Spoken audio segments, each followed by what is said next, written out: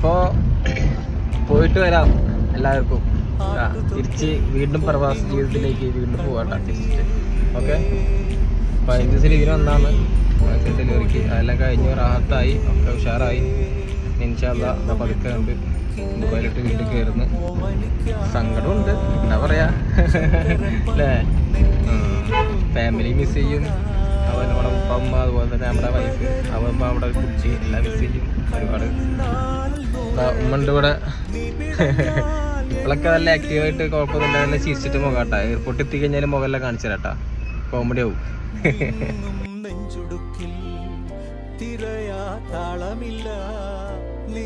അമ്മ ഭയങ്കര കരച്ചിലാണതാ, ഭയങ്കര കരച്ചിലാട്ടാ. വരുന്ന ടൈമിൽ ഭയങ്കര ഹാപ്പിയാണ്, പോകുന്ന ടൈമിൽ ഭയങ്കര സാഡായിട്ടുള്ള.